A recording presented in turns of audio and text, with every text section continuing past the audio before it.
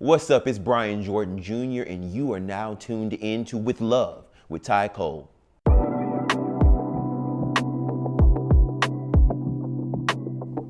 What's up, folks? It's Ty Cole here with another episode of With Love with Ty Cole, and we have another guest in here today, okay? Now, you may know him from the show Sistas, but this brother right here is doing amazing things. I mean, he kills as Maurice. Also, great vocalist, has a new project coming out, and is even dedicating the whole project, which is a conceptual project, to HBCUs. Brian Jordan Jr., how are you? I'm wonderful. How are you? I'm so good. Good. I'm really happy to have you here today. I'm happy to be here. It's beautiful in here. You like it? Yeah. What does it make you feel? I don't know, rich. Okay. A little bit. Luxurious? Yeah. That's the kind of vibe I want to Comfortable. give. Smells good. Okay, what does it smell like? Baccarat or? Like a little bit of money. Okay. Like a little money. Real money. Yeah. Like old money or new money? Both. Like yes money. Oh, yeah, okay. See, like more money. That's it. Pour into me. Amen. Listen, Brian, first I want to just say you are honestly unstoppable. Since I first discovered you on the show, I've stalked your Instagram for years.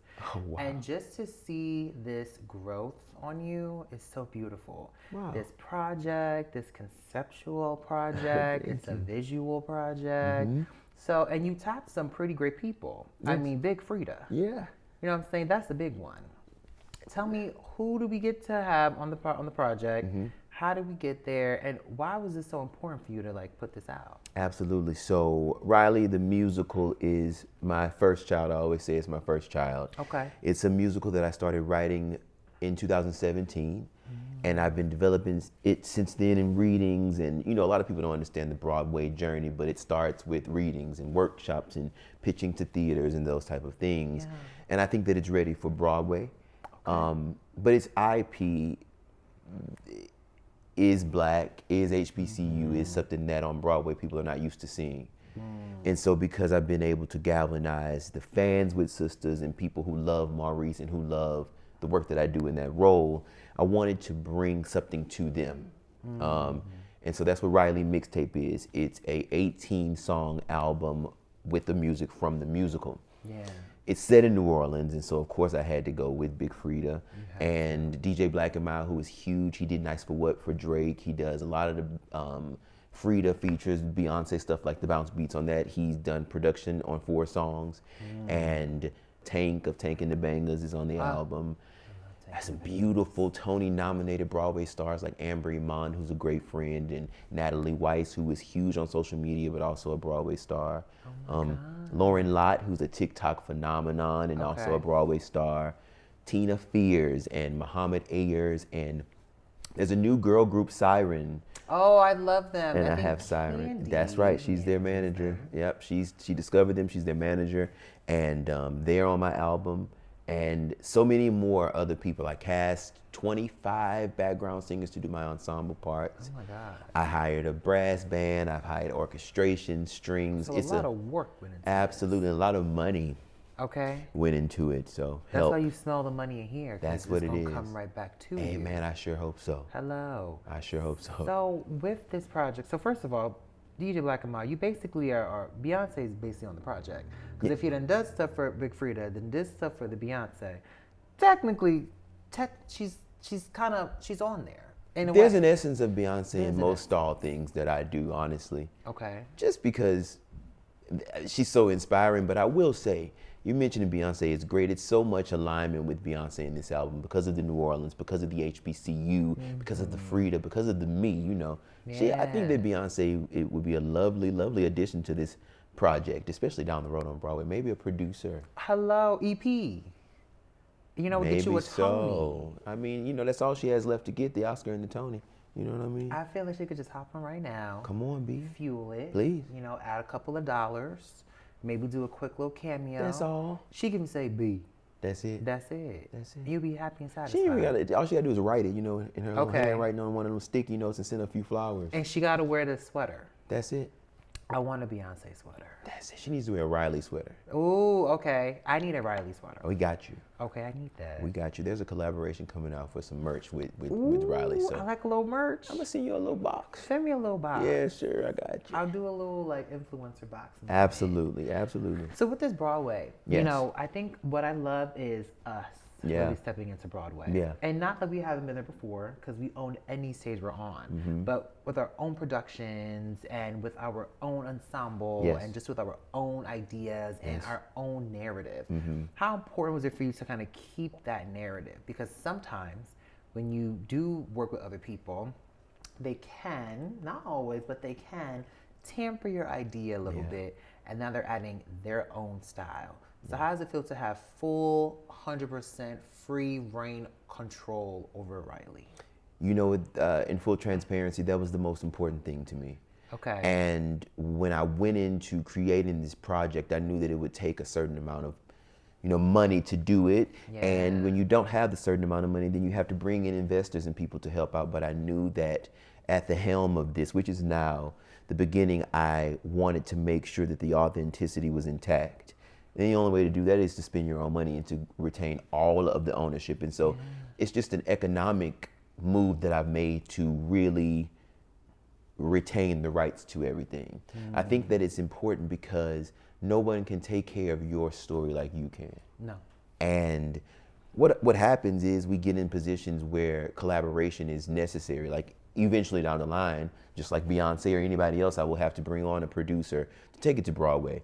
And I find it to be significant right now to make sure that at its base, at the fabric of it, that the authenticity is present, Yeah. so that it can't get lost. It's so easy for our stories to get lost, right? It's very easy And for us to get lost.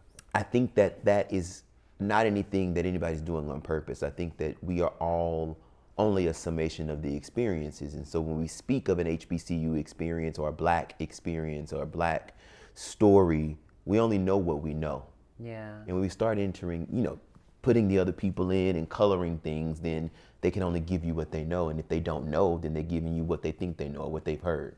Yeah. And so that's why things get watered down. But I'm so grateful that I've been able to afford to do it as much as I've done it and really make sure. Because it looks good. Thank you so much. I saw the teaser. Thank you so much. It looks really good. The music video for the first single, Defense, is out right now on YouTube. You should check it out. It's crazy. Okay. It's After crazy. this. And Yes. you went to HBCU, correct? I did not. Okay, so let's talk about that. Yes, please. It's the So- question I get all the time. So you did not go to HBCU, but you're highlighting HBCUs. Yes. Did you go to PWI? I went to many PWIs. Yep. Okay, I went to PWI too. It's not really my favorite. God What made you bless the wanna- PWIs. God bless them. Well, yes. If we didn't have Yeah. PWIs, then HBCU wouldn't matter. You know, that's true. So- we need them to help us. Yep. Okay. Not help us, but we need the differentiation so we can understand the magic of the Black college. But I did not go to an HBCU. I did go to an HBCU high school, which people are like, what is that? What So is I'm that? from Louisiana. Okay. I went to a high school in Baton Rouge, Louisiana called Southern University Laboratory School. Okay. And it's a high school, private high school on the campus of Southern University. Oh. The Southern University, famous dancing dolls and the marching band, all that. They eat down. They eat down. And so in being around that, I have a mother who went to Southern University and a father who went to Grambling State University and a grandmother who was slated to be on the first dance team at Southern University. And so, So how it missed you to not? well, I was an athlete and I Okay, went what sport? to football. Okay. And I went to the school. It was on the university's campus. And so I was ready to go somewhere else. You think you know better when you're younger. And so I was like, I'm getting out of here. I can't go to, it's right across the street. It was literally right across the street. Oh, it's like you're not really growing, you would think to yourself. I do believe that we are all children of the nearest, as Black people, we are children and we are vivid illustrations of the nearest HBCUs to us, right? Okay. And I know that a lot of people on the West Coast don't have them. Right. But I understood what an HBCU meant to my family, but also just to me, the upward bound programs, the football camps, the all the things that come with going to games and tailgating and the homecoming parades, and you just are a part of it, even if you didn't attend. You know, I mean, the spill house of it all. People go to that and they didn't attend. You know, it's just, it is culture capital. It is the way that we were educated, and it's also something that my biggest thing about HBCUs, especially when I went into research about it, was the universities were, and this is going to be a little nerdy, but Okay, we welcome all nerds. the universities were founded on a thing called the Moral Land Grant Act. Okay. And that was put in place after sharecropping was deemed unconstitutional by the government to teach black people, after they couldn't be sharecroppers anymore, to still be sharecroppers, to still be farmers. And so when you hear A&M, it's agricultural and mechanical. Right. And so they gave money to people who retained the land that they had tilled and soiled from slavery through sharecropping. And they gave them the land grant money so they can build institutions to teach people how to be farmers. And so I think that there's such a beauty that we have been able to watch the beauty of Kamala Harris, who is a graduate of Howard University, be more than a farmer, right? Yeah. You know, I just think that that is the beauty of blackness, of black education. It is important to understand what we can do with whatever you give us, whatever one gives us. And so it's important that we tell these stories. You know what I'm saying? Like it's time. It's time to tell the story on Broadway because it just hasn't been done before. No, I've never even ever heard nobody rumble about having like a HBCU-esque inspired Broadway play. Right.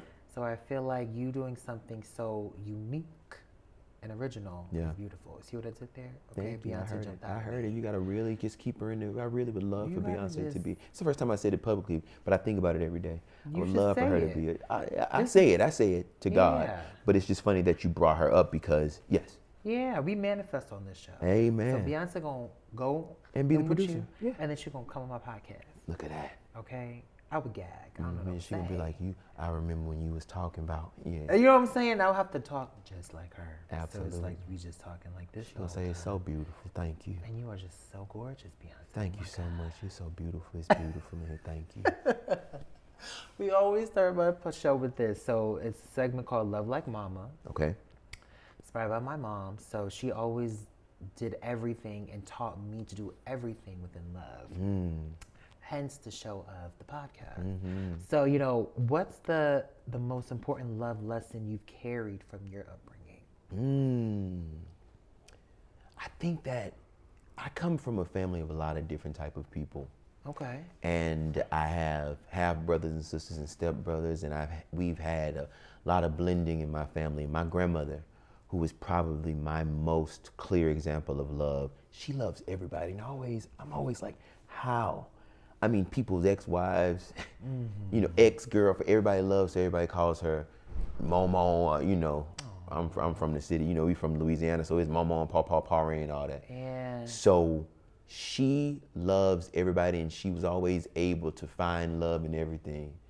And she's still with us, and she still loves, and she's something else. And so I think that understanding that everybody's different, understanding that love can be found in anything just as fast as hate can be found. And I think if we lean to love like my grandmother does, it just makes life easier, you know? Yeah, I think that, you know, black women gonna teach you how to love. So, you know, who has loved you in a way that still shapes how you show up today? God. Yeah. He never stops loving you. That's like aside from my mama who's up there with him now, Yeah. his love is the truest, purest love. Oh yeah. You can always count on him. Unconditional, unchanging, doesn't run away, it doesn't run out. It's like it pours over. Yes, indeed. I love that. Yes, How do you indeed. practice giving yourself the same love you extend to others? Ooh, Because you're a lovable person. that's so kind. Thank you. Yeah, I mean, again, like, you know, being on carpets and like happening to see you and things of that nature, like even though you may come off as very quiet and very still and you're observant, you're very kind as well. Thank you.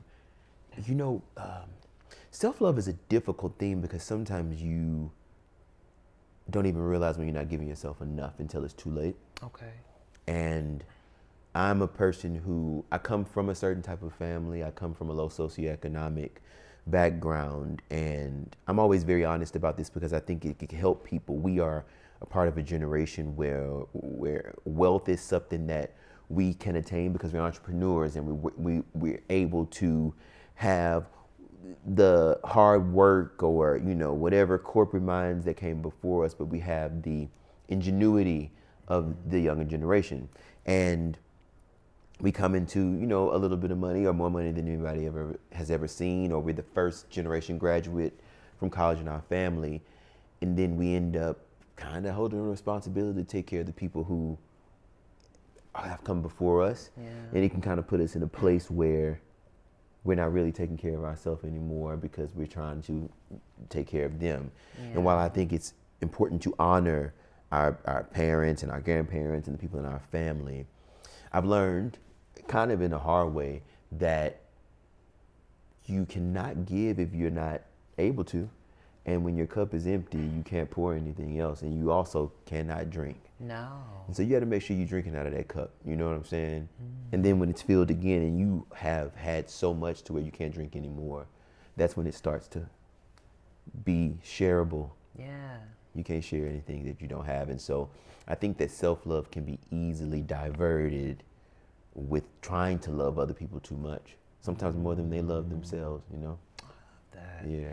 Speaking of love, we love how you just show up and show out in your role as Maurice.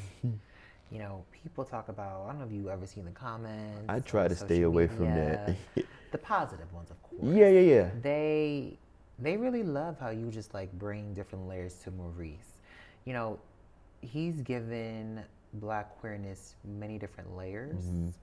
And I like the fact that Maurice is not the one-dimensional queer character. I think a lot of times because yes, he can be messy. Mm-hmm. Yes, Maurice is definitely Mm-hmm. sassy. Mm-hmm. But I think there's different elements that you bring that you don't really get to see on TV. So what do you hope people understand about that representation? Because I think a lot of times, and this is in any group, you'll see one person from one group and think, oh, that's how they all are. Exactly. And it's like, no, that's not the case. Yeah. I think that, when Tyler Perry created Sistas and I was able to read scripts and look at the juxtaposition of the characters, I realized early on that Maurice being the only LGBTQ character on the show was important. It was important because while it is representation, it wasn't a lot, and there was no other person to compare him to. And so I wanted to do what I could to give him texture and give him just a ground, because Maurice is funny and the jokes are crazy and he does crazy things, and Wow. yeah, and I'm the type of actor that, with my training and also just what my taste is, like what I like to see, Yeah. I like for people to just be on the ground. I enjoy watching things where I feel the same thing that the person feels. And sometimes it's a totally different person. It could be a white woman, but we all walk on the same ground. Yeah. Every single person, we all look at the same sky, every single person on the planet. And so I'm always thinking, Maurice is saying this because TP has written it, but how does somebody else that's looking at the same sky feel about this? Like, how can I make it relatable? How is it relatable to me? Maurice is a complete escape for me. So how is it relatable to me?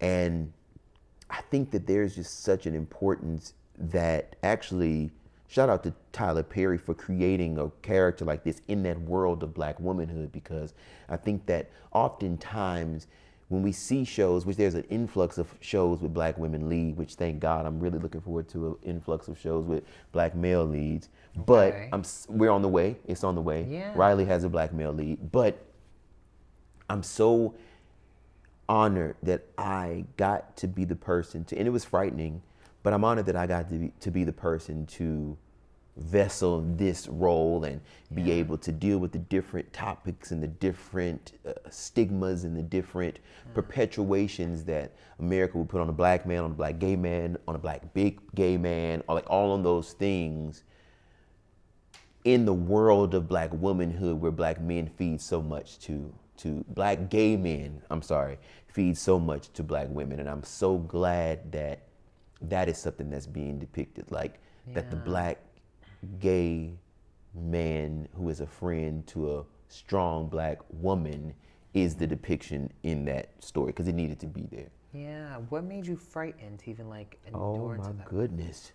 I mean, all the things that would be frightening, like one, cancellation in this world is such a huge part of the culture. I mean, one thing will make or break you. And so taking care of things, taking care of subcultures of people. Maurice represents so many different subcultures, and I just wanted to make sure that even sometimes in my ignorance that I wasn't saying anything that was inappropriate or that would offend people, and that I was always doing things that would entertain and educate and that people would enjoy and enrich. Those are my E's. I'm always thinking like, hey, what am I going to be able to do with this role that will make it something that people will love, or even if they hate it, that it would be transformative. Because Maurice can do some things. I'm like, hey, this is crazy.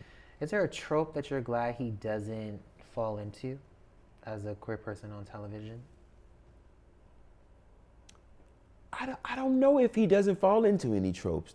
Okay. I think that tropes are, and this is an unpopular opinion, I believe that when it comes to characterization and writing human, there is nothing that's too tropey. Like, there are literal examples of people in everything that we do. There are all kinds of people. I mean, you may not know them, but they exist. And so I think that the more tropes, the better, because that's the more people that you can reach. And I think that Maurice is a lot of things. Maurice has fought and cried and been hospitalized and been beating people up, been beat up. I mean, you know, been to jail, changed jobs, been in and out of love, been used, been vulnerable and gullible and strong for other people, can't take his own advice. He's been all the things. Messy and helpful, crazy, you know. He's nuts. Yes. And I think that that type of dexterity is representative of so many people. And when you're on TV for 9 seasons, you know, it's important that you can galvanize the hearts of as many people as you can. It's a gift, man. We have such a gift to be able to have this crazy response after so many episodes. And you said 200 and... It's like almost 250. It's crazy. The math is... My God. And I don't know if I can say this. I think that I can. We filmed season 10. Already. And so with season 10, and we have 22 episodes, that's at least 220, but we had 25 in season 1, so that's 223. My gosh.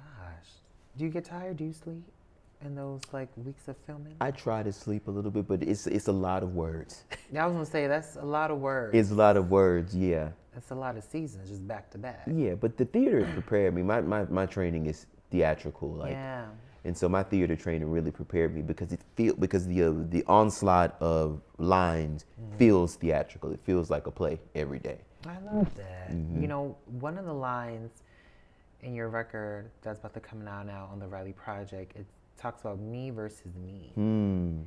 And that's something that I think we all kind of can relate to. I think a lot of times we always go back and forth with ourselves. We're our biggest competitor. At least that's how I think it. I don't really consider anyone else like my competitors, if you will. Right. So what's been your hardest internal battle, and how did you win against the version of yourself you needed to shed? I'm good, huh? Yes, that's cool. I'm gonna tell you. There's a battle every day. Okay.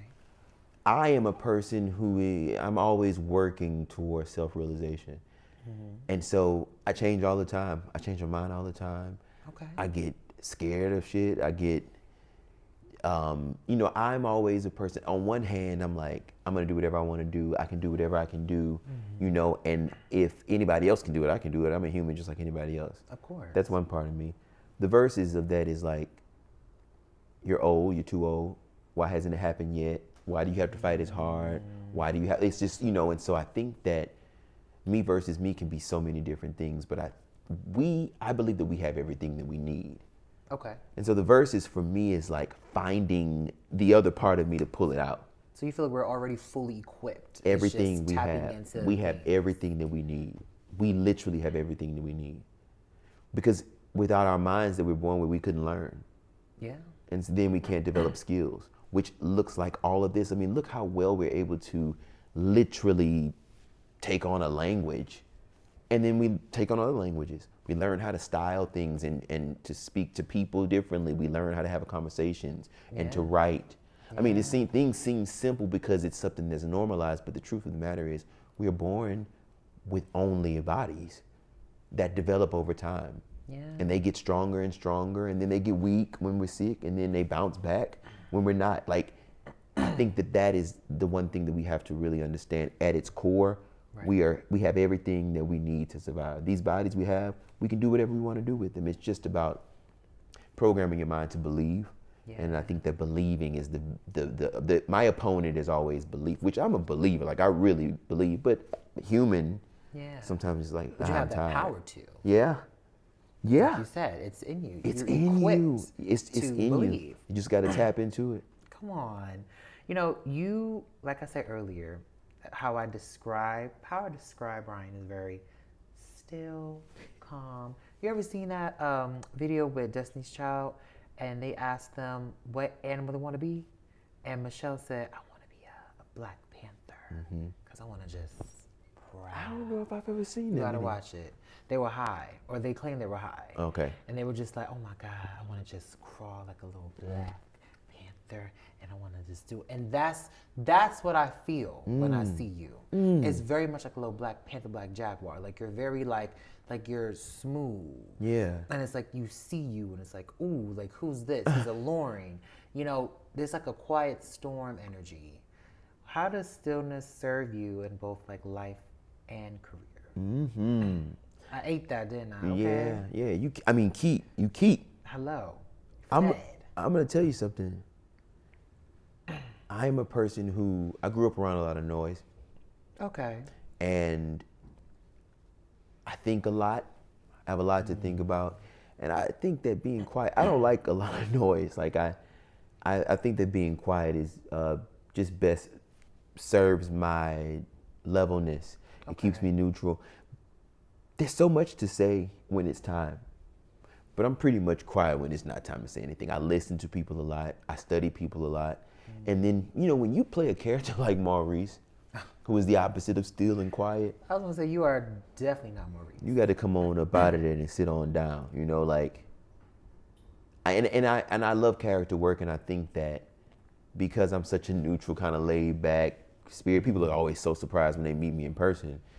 But it helps so much to create a world where I can just step into the characters. So you turned that on in the audition. You know what's so crazy is Because that I'm looking at you like, now I'm happy you got it, but I'm like, how did this happen? Because you're so quiet. Yeah, it's just character work, man.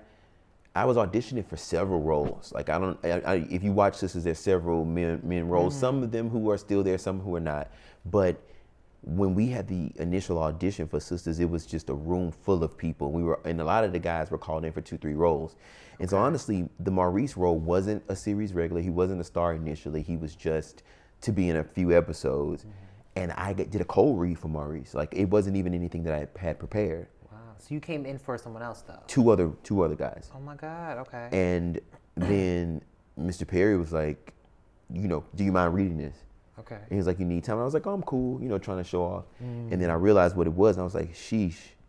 And I dropped into it, and that's how it happened. I didn't even think I got the role, because after that, I left. He was like, thank you. And then I saw him leaving. I was like, sheesh, I ran him out. Yeah. He said, that's all I need for today. He got it. I guess that's what it was. But in my mind, I was like, I've ruined this thing for myself and everyone here. But yeah, Maurice is a mixture of a lot of people that I know. Okay.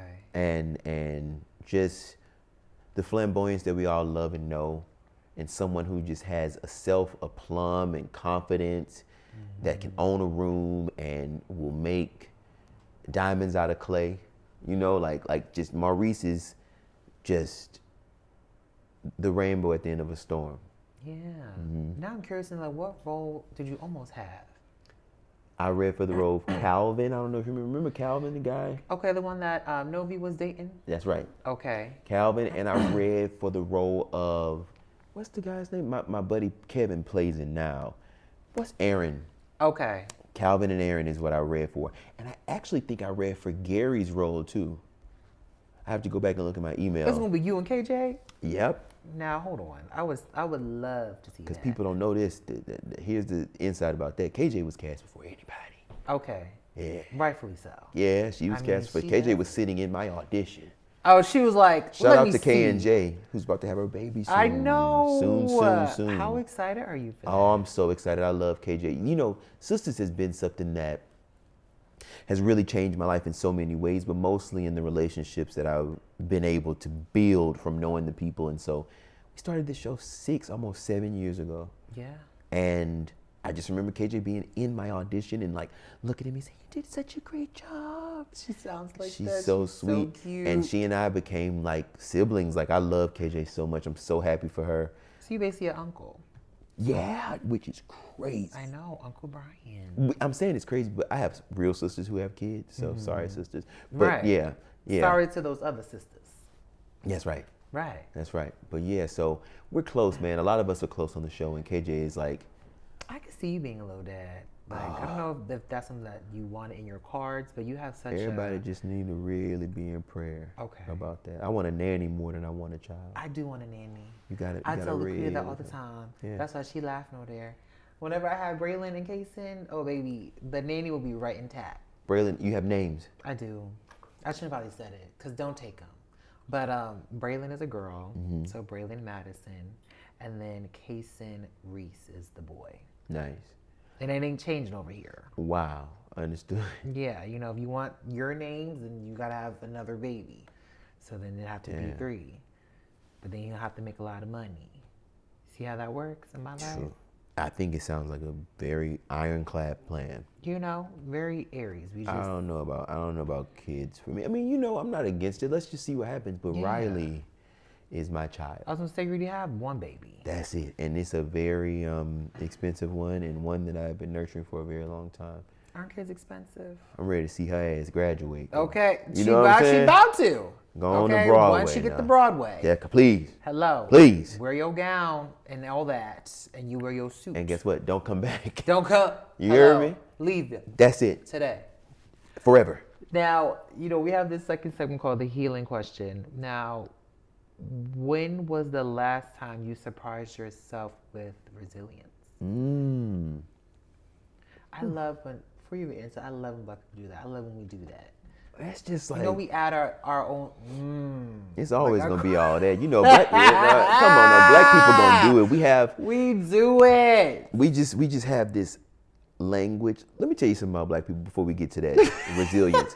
Because we're talking about resilience, and I'm going to tell you something about black people. Black people, in the face of anything, we will be resilient.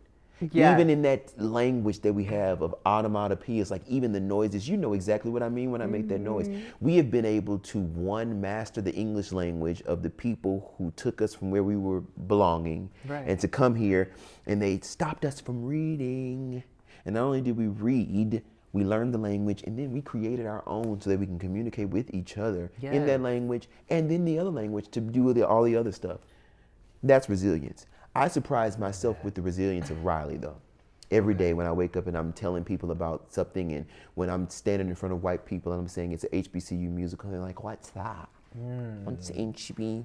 That is how they say wow, it. HBCU. And the rub of the knees. Yeah. Wow. And I'm like, and I have to constantly explain things that are just innate for me. Don't you hate explaining sometimes? A little bit, but I think that I've stepped into a professor role to these people. Okay. Because they must know. If we don't tell them, then they won't know. That's true. And so if we want them to know, we have to teach them. I feel like you'd be a great professor. You have the voice. Thank you. It's very captivating. That's kind. Like you just brought me in. I only want to teach the stuff I want to teach, though. So that's the issue, right? Right. Riley is what I would like to teach, and then it kind of stops there So that's it. for now. Okay. I was gonna say, because I feel Riley. there's so much that you can give to the world. Wow. I think that, let's see what happens. think that inadvertently we teach things to people when we don't even try. That's true. But when it comes to the subject of Riley, I have a PhD. Okay. Yeah. I need to be front row when you get there on the Broadway. Come on. I'm coming. Make sure you got my ticket in here. I got you. I got you. You know, what does it mean for you to use your voice as a power? There go that noise again. You hear it? No, I'm talking about. Oh. I'm talking about the. Okay, because I'm like, now they upstairs being loud. No, that Okay. fight finished. I using my voice is. I believe that we all have purpose. Okay. And I think that my purpose is to bring people to a better self through entertainment, through joy and laughter and music, the things that we can easily digest, and then it can educate us, you know? And so that's why you're looking at 18 songs about HBCU, because we love us HBCU. We're going to throw on a, yeah, come on. You know, just a little 1-2. That's all it is. Boom, boom, boom. I think that's how they do it. What is it? That was my little dance. Little boom, boom. Like the Wow. majorettes, maybe like. That's it. Wa-da-da-da. I one can't more, do how they do it. One more time for With me. the whoop-wop, And bam, wow, wow, that's it. whoop. Let me tell you, I don't know if I've seen that one before, but I like it. Okay, it could be new. That's it. You know, Riley's newer than my little whoop bop bam. Yeah. Maybe I'll do my own like. Ty the musical. Oof. Okay, you gonna be in it? I think it's a conflict of Oh right, interest. not It's right a, now. non-compete. When Riley's out and then she graduates and then I do my own show. A sequel. Hello, Tyler Wow. University. from the Upper West Side. You feeling it? They got HBCUs up there? I mean, no. But when you said close to one, I'm close to Howard. That's it. See what So I'm I saying? technically, went there, or like I'm like adjacent. What actually is like your favorite like black like I don't say colloquialism like Yeah. what do you love the most besides Oh my, I love, that's such an easy question. Now all these other questions, I'm like thinking, I love to hear somebody say tuh. I love all that. Okay. Uh-huh. And then we have our own colloquialisms in Louisiana. We say nah. Okay. Like as if I don't know. It's hard to Like explain. F that or No. You see, that sounds. It sounds like it okay. would be that, but like it's like now, N-O-W, but it's nah. Like if you say like get here now. no. Okay. Wrong It's- answer. For Yeah. it for So me. it's like if I tell you something, I feel like I've like done something good, then I'll be like nah. It's like Okay. affirmative way of showing you that I feel like I've done something. Okay. But in a good way. Mm-hmm. Okay. It could be a bad way too, but it's just like I've done it. This is universal. Mm-hmm. The one I like is from Philly though, and they say, oh my God, what's the one I like? They say a few of them, but they, oh my God, what's my Take head? your time with it. Let me see. Find it. Mm-hmm. Find it. Yeah. Drawn. Like you drawn. And because I went to school at LaSalle in Philadelphia, Mm-hmm. and I heard that, and I said, "What?"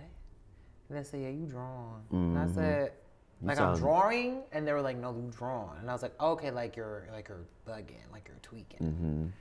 It just be meaning anything. It do. My grandmother says so many things, and I'm like, what? Like she'll say stuff like, and I had to wake up 4 day this morning, and I'm like, what is it? What is it? 4 day. But then it means before day, which means the morning before the sun comes out. Because you dropped the B. Okay. I also like when we give each other the I. Always. Uh-huh.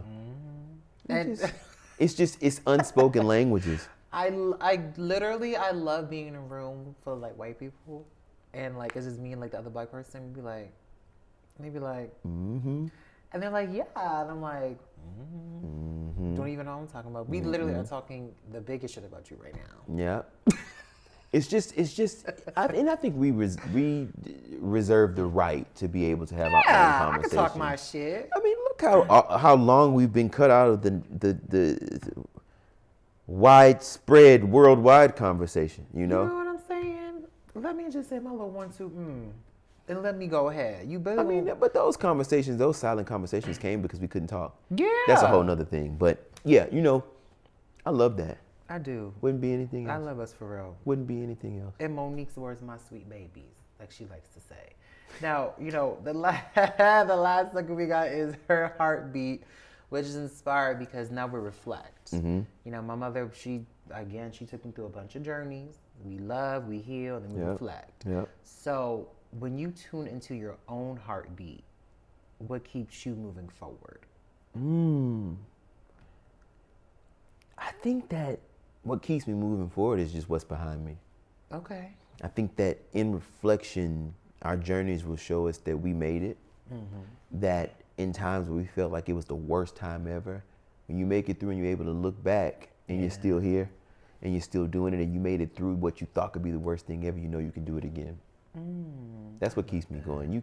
You can do it again. I try to tell people because it gets hard. It's like, oh my God, what am I gonna do? And overwhelming. Oh my, all the time, yeah.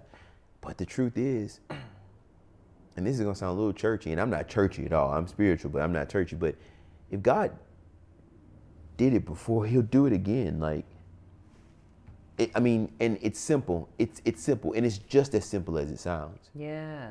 And until we're no longer here, He will continue to do it. I wanted to respond, but I was like, it was so good and deep that I didn't want to say the response I wanted to say. Scared. So, I'm scared of it. I'm scared of the response. Have you ever seen, we're going to wrap here after I say this, but have you ever seen where Billy Porter, and I think they were doing the Cinderella special, I think he just said impossible. That's what I wanted to say, because it's impossible that he can't do it because he's done it again. That's it. But I don't know if it would have resonated if I said it like that. I'm not sure that I probably would have been frightened. I know, it would have been a little scary. Yeah, I didn't want to scare you. But God bless Billy Porter. I think that he's not well. Yes.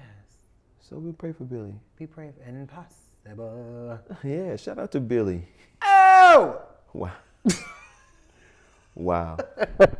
Wow.